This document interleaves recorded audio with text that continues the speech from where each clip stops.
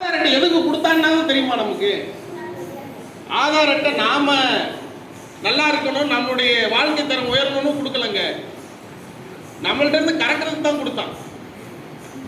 உங்களுக்கு கேஸ் மானியம் கொடுக்கறத நிறுத்தணும், நீ அதை வச்சிருந்தா உங்க வீட்டில் என்னென்ன இருக்குங்கிறது அவன்கிட்ட கணக்கு போயிருது, அதை வச்சு நிறுத்தலாம். நான் அதுக்குள்ளெல்லாம் போகல, நேரம் இல்லை. ஆக மாற்றுத்திறனாளிகள் இன்றைக்கு கௌரவமாக நடத்தப்பட வேண்டும். அவர்களுக்கு செய்யப்பட வேண்டிய ஒவ்வொரு நடவடிக்கையும் செய்கையும் அரசாங்கம் பரிதாபத்தின் அடிப்படையில், பச்சாதாபத்தின் அடிப்படையில் செய்யக்கூடாது. அது அவருடைய செய்ய வேண்டியது அரசாங்கத்தினுடைய கடமை, பெற வேண்டியது மாற்றுத்திறனாளிகளுடைய உரிமை என்று சட்டம் சொல்லுது. ஆனா என்ன நிலைமை? கதறோம், அழுகிறோம். அப்ப எவ்வளவு தலைகீழா இருக்கு பாருங்க,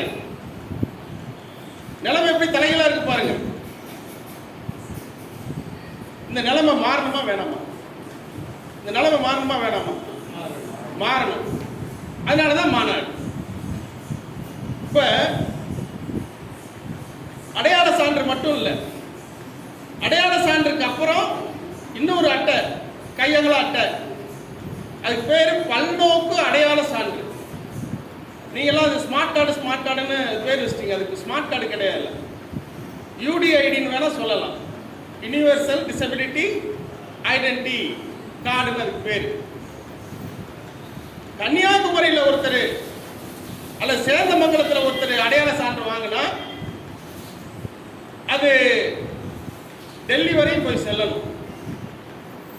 கன்னியாகுமரியில் வாங்கினா காஷ்மீர் வாங்கலையும் சரி, நாடு முழுசும் அந்த அட்டை எடுத்துட்டு போனால் நீங்கள் மாற்றுத்திறனாளி அங்கீகரிக்கணும். அதுக்கான எங்கேயும் உங்களுக்கு தடை இல்லாமல் உங்களுடைய உரிமையை கேட்கறதுக்கான விஷயத்தை செய்யணும். அதுக்காக தான் அது கொடுக்க ஆரம்பிச்சாங்க. அடையாள சான்றை தாண்டி உங்களுக்கு அந்த பல்நோக்கு அடையாள சான்று கொடுக்க அந்த அட்டை மட்டும், இந்த யூடிஐடின்னு சொல்றீங்களா, இங்கே போய் பதிகிறீங்க, வாங்கியிருப்பீங்கல்ல பலரும், கம்ப்யூட்டரில் போய் பதிங்க, அதுக்கே 100 200 செலவு பண்ணியிருப்பீங்க. பதிஞ்ச பிறகு ஒரு 6 மாசமா 1 வருஷமா கழிச்சு எங்க இருந்து போஸ்ட்ல வருது, தபால்ல தான் வருது, வாங்கியிருக்கீங்களா இல்லையா?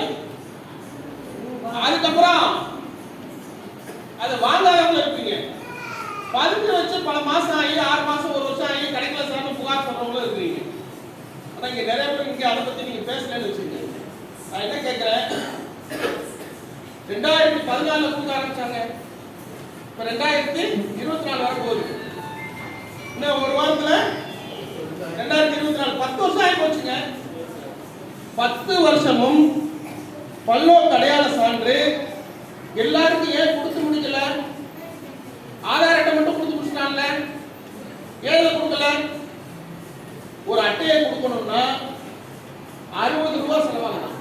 நான் சொல்லல, நம்ம சங்கம் சொல்லல, அரசு அதிகாரியே சொல்றாங்க. ஒன்றிய மத்திய அரசுடைய அதிகாரியே ஒரு அட்டைக்கு உங்களுடைய முகத்தை எடுத்து கையில் மாற்றுத்திறனாளி இதை எழுதி இதுல பதிஞ்சு அதுக்கு டெல்லிக்கோ மும்பைக்கோ போய் அது தபால வந்து உங்களுக்கு சேரணும், வீட்டுக்கு வந்து சேரணும், 60 ரூபாய் செலவாகுது சார்.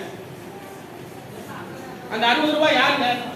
உங்க ஊர் பஞ்சாயத்து தலைவர் கொடுக்கணுமா, இல்ல உங்க மாவட்ட கலெக்டர் கொடுக்கணுமா? யார் கொடுக்கணும் அந்த காசை?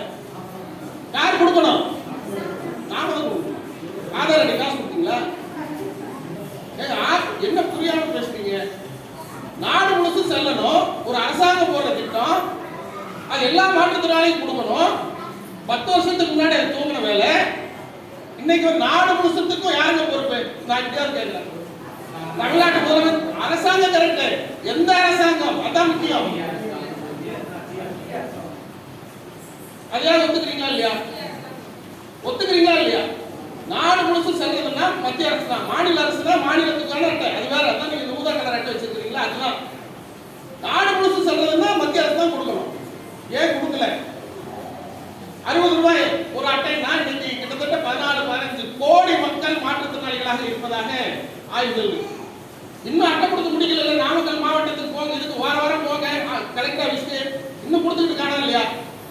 அப்ப எல்லாரும் கொடுக்கல என்ன அர்த்தம்? அப்ப இன்னும் அந்த பிரச்சனை முடியலன்னா, இன்னும் கொடுக்க முடியல. எத்தனையோ கோடி பேர் இருக்கிறாங்க, 10 கோடி 15 பேருக்கு கோடிக்கு ஒரு ஆளுக்கு 60 ரூபாய், எத்தனை கோடி ரூபாய் கொடுக்கணும்? ஆதார் அட்டை கொடுத்தீங்கல்ல, அதே மாதிரி தான் காசு கொடுத்தீங்க. ஆதார் அட்டைக்கு ஓட்டு போடுற அட்டைக்கு காசு கொடுத்த அதே ஒன்றிய மத்திய அரசாங்கம் மாற்றுத்திறனாளி அட்டைக்குன்னா ஏன் கொடுக்கல? ஏன் கொடுக்கல? ஏதாவது கேட்டுக்கிறோமா? அப்படின்னா நீங்க இதுல இருந்து என்ன புரியுறீங்க?